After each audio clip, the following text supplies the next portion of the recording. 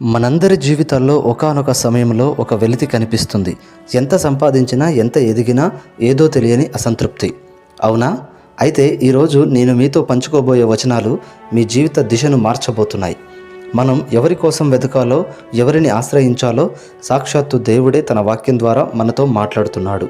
ఈ వీడియో చివరి వరకు చూడండి, ఎందుకంటే ఈరోజు మీ ప్రార్థనలకు జవాబు దొరకబోతుంది. మొదటిగా యెషయా భక్తుడు ఏమంటున్నాడో తెలుసా? యెహోవా మీ కొరకు దొరుకు కాలమునందు ఆయనను వెతకుడి, ఆయన సమీపంలో ఉండగా ఆయనను వేడుకొనుడి. మిత్రులారా, దేవుడు ఎప్పుడూ మనకు దూరంగా లేడు, కానీ ఆయనను వెతకడానికి ఒక సమయం అంటూ ఉంటుంది. ఆ సమయం ఇప్పుడే. రేపు అనేది మన చేతుల్లో లేదు. ఆయన మన పిలుపుకు అతి సమీపంలో ఉన్నాడు. మీ కష్టంలో ఉన్నారా? ఒంటరితనంలో ఉన్నారా? ఇప్పుడే ఆయనను వేడుకోండి. ఆయన దొరికే ఈ సమయాన్ని వృధా చేసుకోవద్దు. ఆమోసు గ్రంథంలో దేవుడు నేరుగా ఒక హెచ్చరిక, అలాగే ఒక గొప్ప ఆశను ఇస్తున్నాడు. నన్ను ఆశ్రయించండి, నన్ను ఆశ్రయించిన ఎడల మీరు బ్రతుకుదురు. చూడండి, ఇక్కడ బ్రతకడం అంటే కేవలం ఊపిరి పీల్చుకోవడం కాదు, ఆత్మీయంగా, మానసికంగా పరిపూర్ణమైన జీవాన్ని కలిగి ఉండటం. మనం లోకాన్ని, మనుషులను ఆశ్రయిస్తే నిరాశే మిగులుతుంది, కానీ సృష్టికర్తను ఆశ్రయిస్తే జీవం లభిస్తుంది. ఒకవేళ మనం ఆయనను విస్మరిస్తే ఆరని అగ్ని లాంటి నాశనం మనల్ని చుట్టుముట్టే ప్రమాదం ఉందని వాక్యం హెచ్చరిస్తుంది.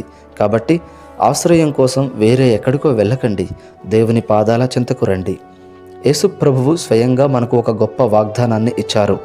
అడుగుడి మీకు ఇయ్యబడును, వెదకుడి మీకు దొరుకును, తట్టుడి మీకు తీయబడును.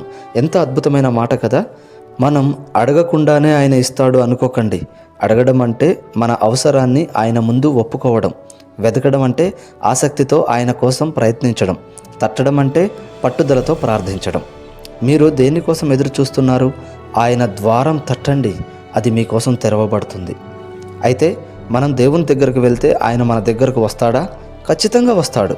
యాకోబు రాసిన పత్రికలో ఇలా ఉంది, దేవుని యొద్దకు రండి, అప్పుడు ఆయన మీ యొద్దకు వచ్చును.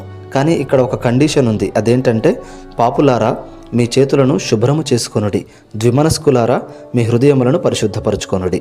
మనం లోకంలో ఒక కాలు, దేవునిలో ఒక కాలు వేసి నడవలేం. మన హృదయం శుద్ధంగా ఉండాలి. పశ్చాత్తాపంతో ఆయన వైపు ఒక అడుగు వేయండి. ఆయన మీ వైపు 100 అడుగులు వేసి మిమ్మల్ని కౌగిలించుకుంటారు. స్నేహితులారా, ఈ వచనాలన్నీ ఒకే విషయాన్ని చెబుతున్నాయి. దేవుడు మీకోసం వేచి చూస్తున్నాడు. మీ జీవితం నాశనం కాకూడదని, మీరు నిత్య జీవం పొందాలని ఆయన కోరుకుంటున్నారు. ఈరోజే, ఈ క్షణమే ఆయనను ఆశ్రయించండి. ఈ వీడియో మీకు నచ్చినట్లయితే మీ స్నేహితులకు, కుటుంబ సభ్యులకు షేర్ చేయండి.